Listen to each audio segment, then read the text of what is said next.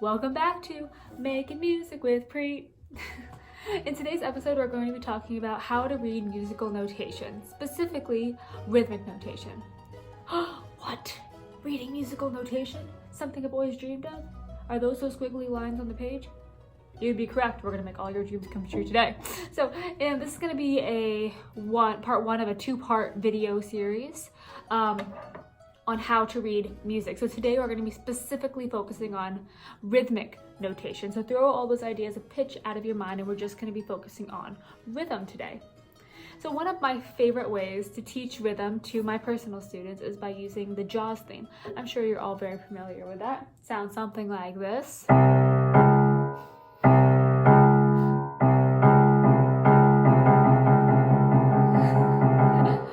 And then a shark comes and attacks the boat. But that is a fantastic theme that is very well known. I'm sure you guys all recognized it.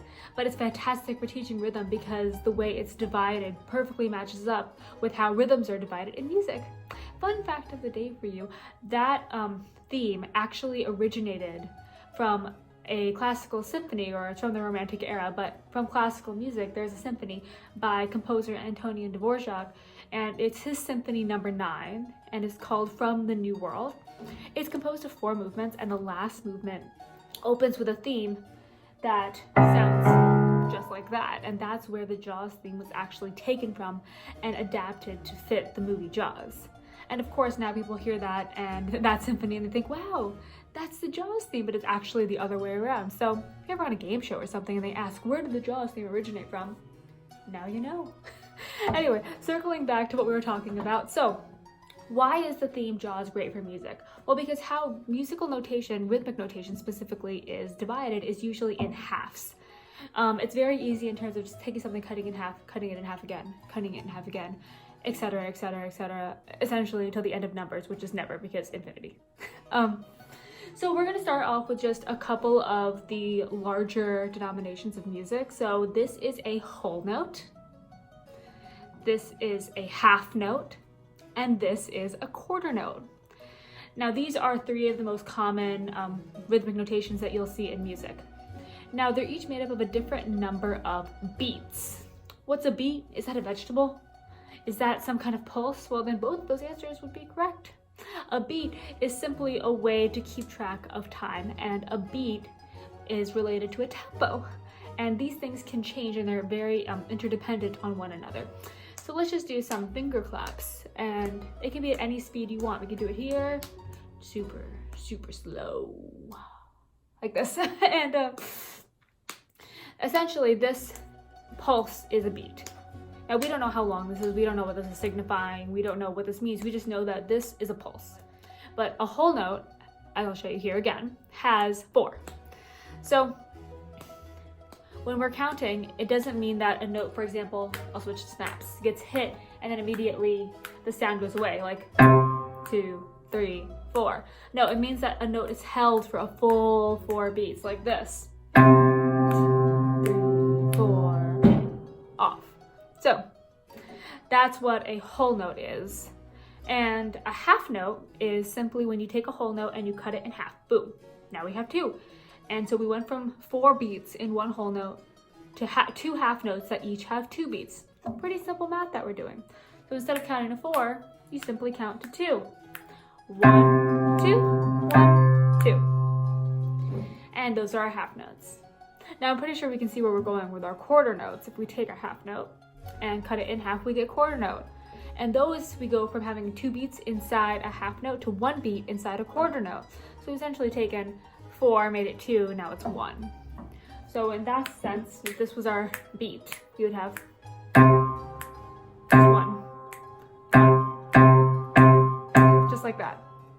So to review, our whole note has 4 beats, 2, 3, 4.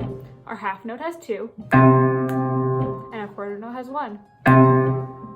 So how is this related to JAWS, you might ask? Well, let's think about the beginning of JAWS. It starts out with a longer figure like this. And then it gets quicker and quicker and quicker, but what it's actually doing is it's taking that rhythm and it's cutting it in half. So let's keep a beat here. Let's start with whole notes. We'll move to half notes and then quarter notes. So let's count together. 1, 2, 3, 4. 2, 3, 4. 2, 3, 4. 1, 2. Quarter notes, and we'll add half notes next. 1, 2, 1, 2, 1, 2, 1, 2. Now we're going to add quarters. And so that's how the opening of Jaws works. It's simply taking longer rhythmic subdivisions, and we're making it shorter and shorter and shorter. Now, the last one that I'm going to add is the 8th note. And as it's following on trend before, it's simply taking a quarter note, which is 1 beat, cutting it in half. And now we have 1/2 and 1/2. So it's half a beat long.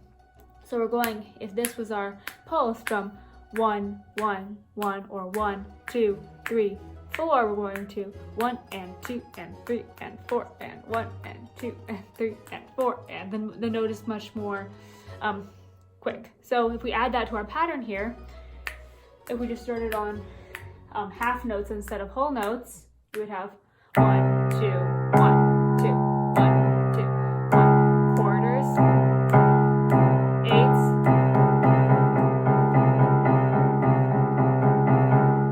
so that's essentially how rhythm works. And of course you can continue to divide into, you get 32nd notes, 16th notes, you can go all the way to the 256th note if you wanted to.